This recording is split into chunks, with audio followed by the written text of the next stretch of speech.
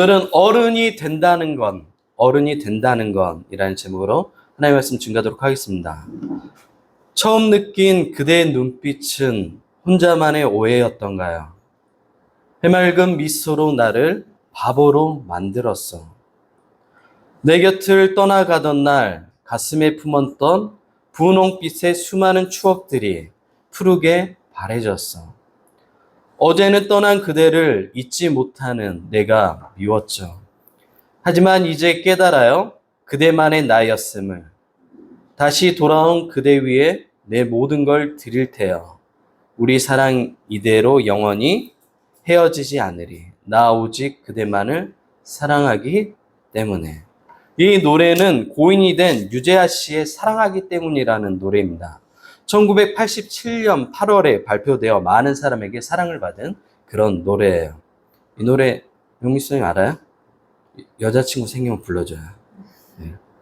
처음 느낀 그대는 이렇게 일본어로 정말 좋아. 나이대가 근데 뭐 20대는 안 돼요. 30대 후반 정도부터.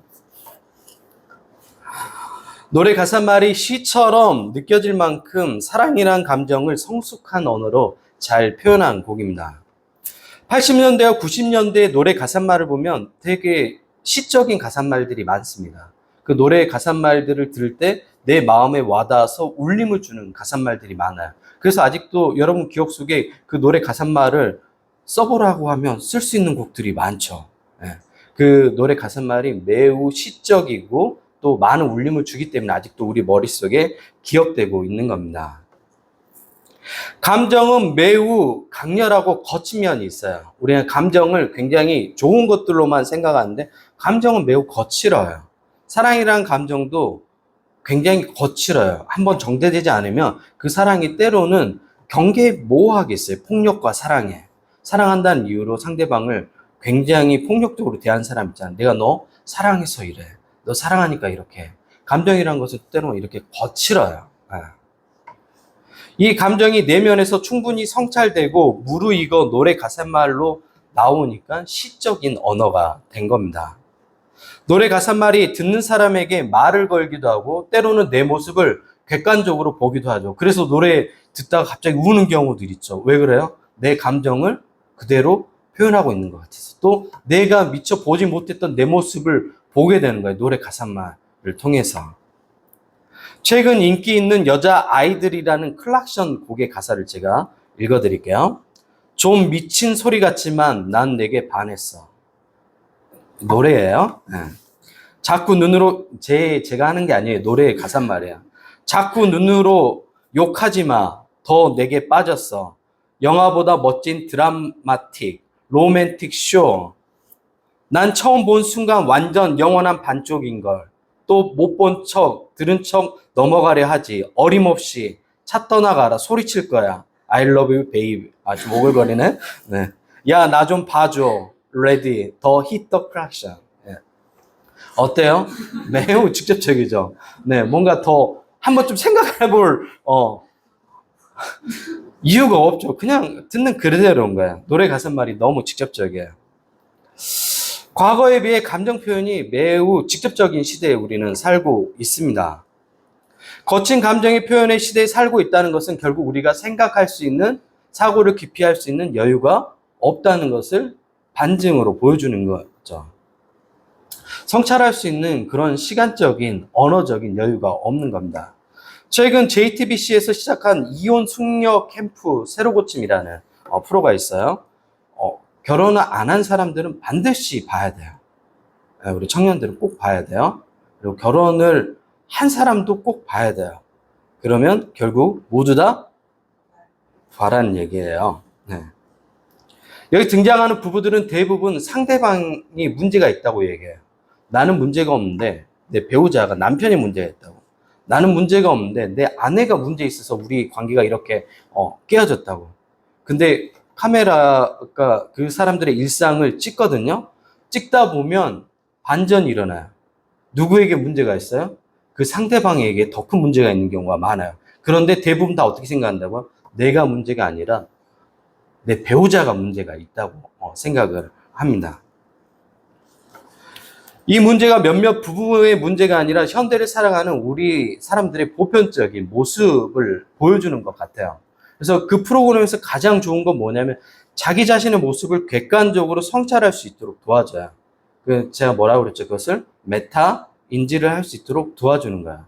그러면서 한결같이 보이는 반응은 내가 그렇게 행동하고 있다는 것에 대해서 굉장히 충격받아요. 나는 그렇게 행동하는지 모르는 거야. 우리가 자기가 어떻게 행동하고 말하는지 잘 몰라요. 왜냐하면 자기 모습이니까. 근데 타인을 통해서 자기를 보는 거예요, 결국은. 말할 때도 이렇잖아요. 집에 가서 하면 밥 먹어, 문 닫아, 물 갖고 와. 저는 아니에요. 저는 그렇게 무식한 사람이 아니에요. 우리 실제로 그래요. 연인들 사이에서 되게 많이 그래요. 젊은 층에서 더 그러죠. 그 나이가 들면 들수록 더 어떻게 해요? 더 말이 거칠어져요. 진짜예요. 그러면 지금부터 어떻게 해야 돼요? 말을 부드럽게 하는 습관이 들어야 돼요. 그러면 습관은 어떻게 하죠? 집에서도 마찬가지죠. 엄마한테도. 엄마 이거 줘.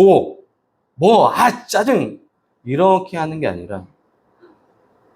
그러면 똑같이 한다니까요. 그렇게. 안 바뀌어요, 사람은. 그런 것들을 습관화해서 잘 고쳐나가야 돼요. 이성에게 대할 때도 마찬가지고. 그래서 대할 때. 밥 먹었어? 고마워. 용민 집사님, 미안해. 이런 것들 용민 집사님 잘하죠. 김용민은 잘해요. 내가 본 남자 중에 제일 좋은 남자 축에 속하니까. 그런 것들을 지금부터 바꿔 가야 돼요. 나는 원래 그런 사람 어디 있어요? 태어날 때부터 그래요? 싫어. 나도. 그런 사람이 어디 있어요? 자기 자신을 바꿔야죠. 그런 언어들이 상대방에게 굉장히 불편함을 주는 언어인데 안 해야 되는데. 근데 그것들을 자기가 카메라를 통해서 자기 모습을 보니까 엄청 충격적인 거야. 내가 이런 사람이었구나. 그제서야 깨닫는 거야. 그리고 울기 시작해. 왜? 내가 상대방에게 그렇게 대한지 몰랐던 거야. 오직 문제는 다 누구한테 있었어? 상대방한테 있다고만 이야기를 하는 거야. 오늘날 우리가 살아갈 때 모습하고 비슷해요. 오늘날 현대인들이 다 그렇게 생각해요. 나는 문제가 없어요. 다 너만 문제가 있다고 생각해요. 근데 조금 깊이 들어가 보면 누가 문제가 있어요? 결국 나한테 문제가 있는 겁니다. 결국 어른이 되어야 할 어른들이 어른이 되지 못한 행동에서 발생하는 거죠. 어린아이의 감정과 생각의 수준에서 행동하는 것이 모든 관계를 파괴해버립니다. 여러분이 어떤 사람들하고 관계를 해갈 때 그 사람이 보이는 행동이 딱 그 사람의 정서예요.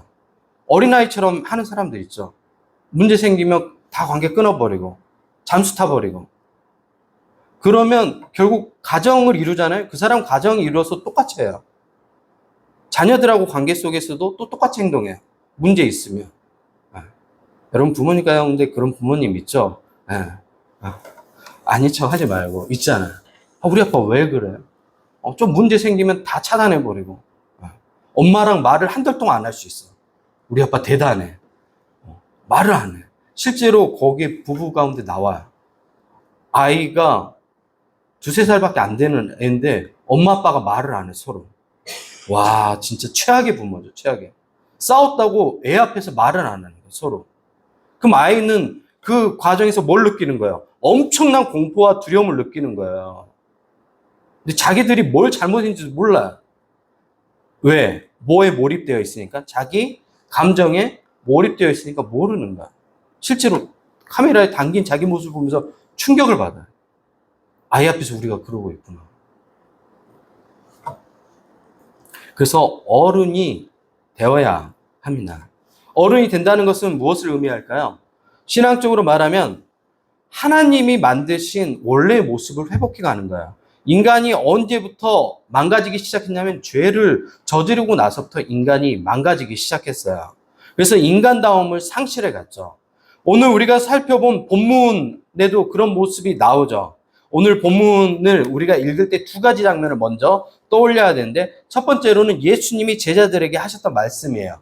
그 장면을 머릿속에 한편으로 그리고 또 다른 한 장면은 뭐냐면 누가라는 사람이 이 말씀을 데오빌로에게 이 말씀을 편지로 기록해서 보내는 거거든요.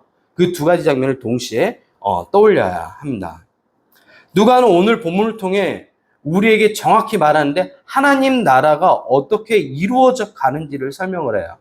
오늘날 많은 교회가 교회의 목표를 뭐를 찾냐면 1000명 되는 거. 우리 교회 목표는 뭐예요?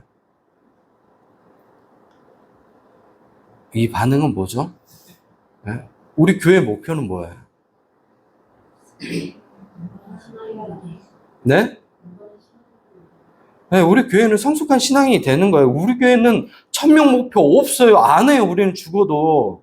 저를 아무리 십자가에 매달아 보세요. 전 절대 그런 거 안 해요. 뭐가 되는 거라고요? 성숙한 신앙이 되는 거예요. 저는 그거 되면 만족해요. 이 숫자로 우리가 끝나도 상관없어요. 저는. 여러분이 성숙한 신앙이 된다면 저는 그걸로 만족해요. 성숙한다는 건 뭐예요? 어른이 된다는 건 뭐예요? 어른이 된다는 건 뭐예요? 참 사람이 되는 거예요, 결국은. 오늘 본문에 보면 자신의 잘못은 보지 못하면서 타인의 잘못만 바라보는 사람들이 있죠. 교회 안에 굉장히 많아요. 우리는 이런 사람을 뭐라고 부르냐면 바리새인이라고 불러요. 바리새인들은 자기 나름대로 열심히 신앙생활해요. 11조도 하고 교회 출석도 잘하고. 하지만 그들이 못하는 게 있죠. 가장 큰 거 뭘 못해요?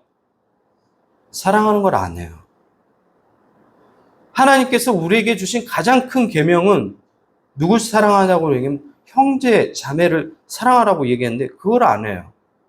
그리고 난 교회에서 11조도 잘하고 난 출석도 잘하고 난 봉사도 열심히 해. 근데 정작 중요한 게 뭐가 없다고요? 사랑이 없어요. 근데 여기다가 예수님이 하나 더 얘기하죠. 외식한다고 얘기하는 거예요. 우리가 말하는 밖에 나가서 먹는 외식이 아니에요. 이건 가면을 쓰는 것을 얘기하는 거예요.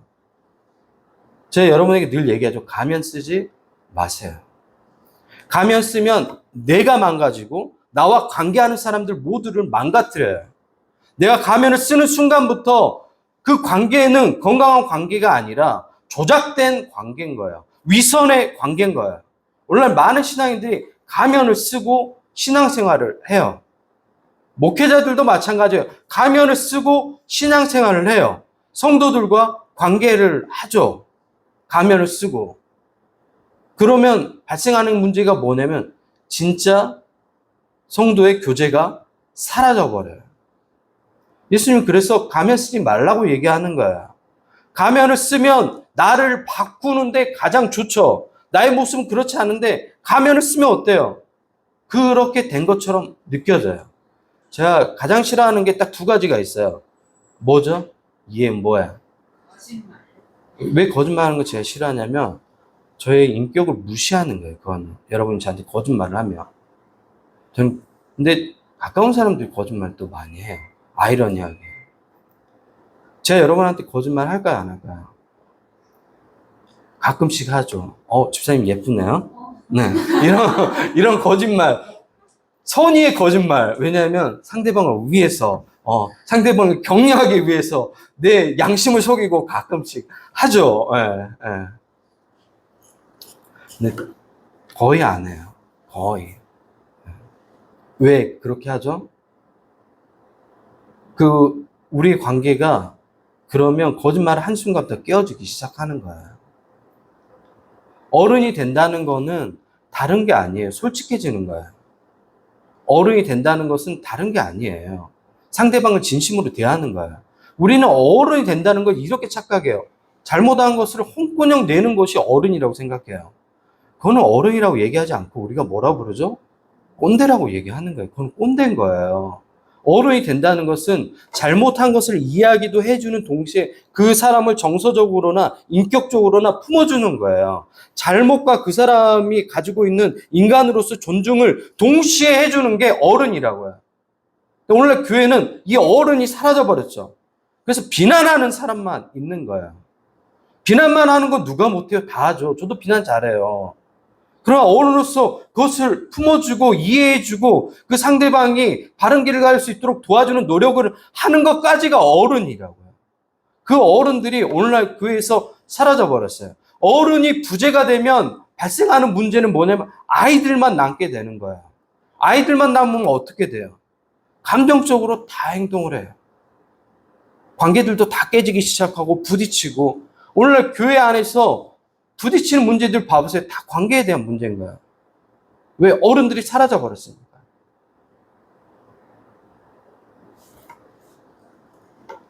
교회의 존재의 목적은 선교사 100명 파송, 성도 1만 명 모이는 그런 자본주의적인 물량적인 목표가 되면 안 돼요.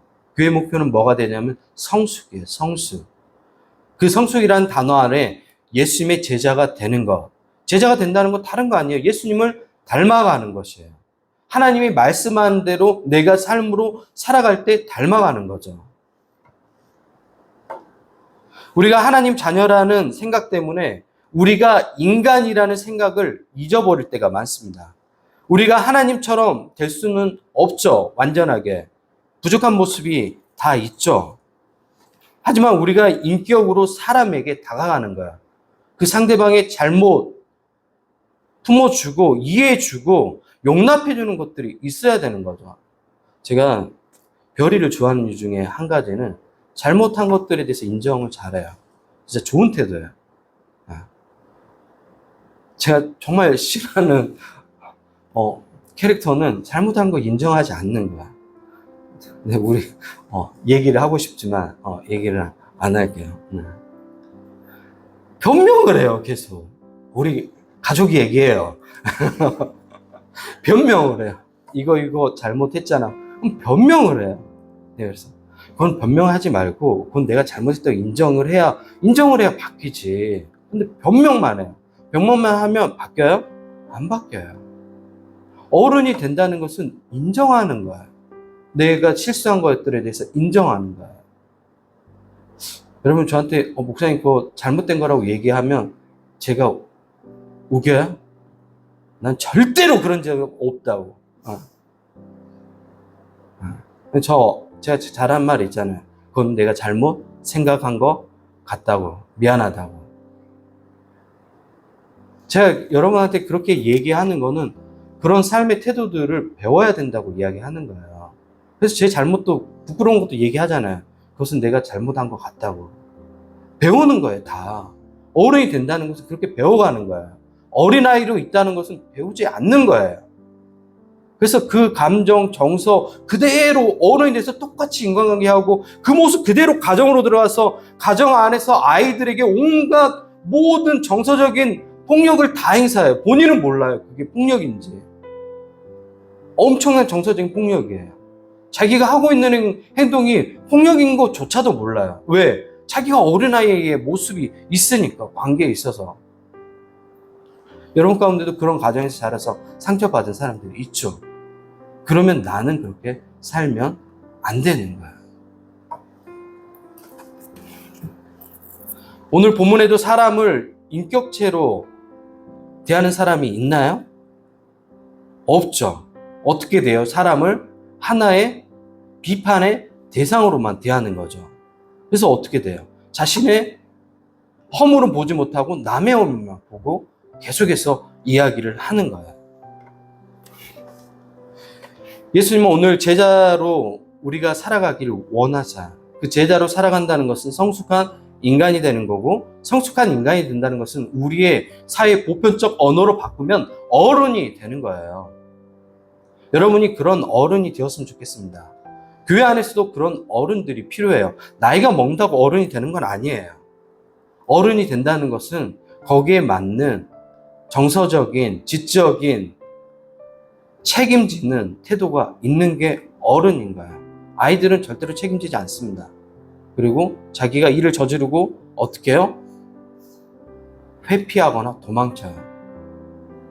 그럼 자기 자신을 둘러보세요. 자기 자신을 돌아보세요.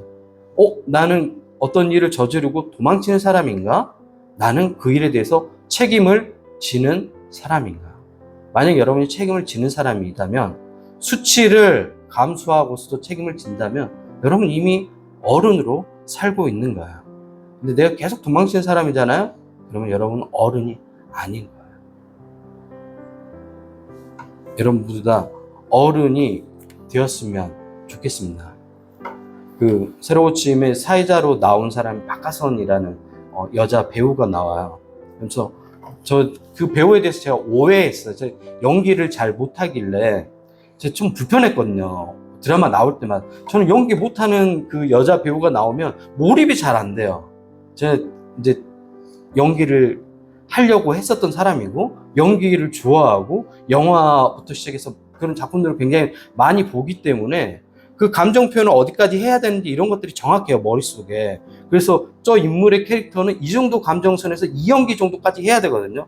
근데 너무 좀 서툴러요, 박하선이라는 여배우가. 근데 이 새로고침이라는 예능 프로에서 하는 얘기를 듣고 알았어요. 그 사람이 왜 그렇게 하는지를. 어렸을 때 부모님이 굉장히 많이 싸웠어요. 굉장히 많이 싸웠어요. 그 안에서 자란 거예요. 싸울 때마다 자기 안에 엄청난 두려움과 엄청난 불편한 마음이 있었던 거예요. 그래서 거기 안에서 자기 감정 표현을 하지 못하는 환경이 됐던 거예요. 엄마 아빠가 날마다 싸우는데 자기 감정을 어떻게 표현해요? 표현할 수 있겠어요? 표현하지 못하는 그런 환경에서 자랐던 거예요. 그러니까 그 감정을 그대로 가지고 있는 거예요. 연기할 때도 그런 감정들이 자연스럽게 좀 나와야 되는데 안 나오는 거예요. 왜? 위축되어 있는 거예요, 아직도. 근데 심하게 다투는 부부를 보면서 우는 거예요. 그 부부 때문에 우는 게 아니라 그 아이 때문에 우는 거예요. 왜? 자기 모습이 어렸을 때 모습이 오버랩돼서 오열하면서 우는 거예요. 그때 감정이 살아났다고. 그때 모습이 떠올랐다고 그러면서. 이 성인이 다 된 제 또래 여배우가 아직도 그 어렸을 때 어른답지 못한 그 부모가 한 행동 때문에 자기 안에 응어리진 마음이 있었던 거예요. 어른답지 못한, 책임지지 않는 그런 모습 때문에. 보면서 아, 저 배우가 저래서 감정 표현이 서툰 배우가 됐구나. 안타깝더라고요. 그래서 내가 이제는 저 배우의 팬이 되어야 되겠다. 참 불쌍한 사람이구나. 저 사람도 어떻게 보면 또 다른 피해자였구나. 어른들의. 저는 여러분이 어른이 되길 소망합니다. 그리고 여러분 힘으로 그 어른이 되기 쉽지 않아요. 그럼 어떻게 해야 되죠? 어떻게 해야 돼요? 어떻게 해야 돼요? 하나님께 나아가야죠. 그리고 하나님께 도움을 구하셔야죠. 하나님, 제가 좋은 어른으로 살길 원합니다. 결혼하는 우리 청년들은 마찬가지로 좋은 부모가 될 수 있도록 하나님 제 마음을 바꿔주세요. 그리고 지금부터 그 바꾸는 노력을, 내가 할 수 있는 노력은 내가 해야 돼요. 언어를 바꾸는 거, 그리고 태도를 바꾸는 거, 책임지는 행동을 하는 거. 그게 어른의 모습인 거예요. 교환에서도 마찬가지야. 책임지는 행동들을 하는 거. 전 제가 말한 내용들, 그리고 제가 약속한 것들은 반드시 책임을 집니다. 그리고 그게 저한테 한없이 불리한 상황이라도 책임을 질 거예요. 그게 여러분에게 보여주는 마지막 가르침인 거예요. 여러분 모두 어른이 되었으면 좋겠습니다. 과거는 지나갔잖아요. 중요한 건 뭐라고요? 이제부터인 거예요. 지금부터 어른이 되세요. 옆 사람에게 이렇게 할게요. 어른이 됩시다. 어른이 됩시다. 예원이는 5년 후에 어른이 됩니다.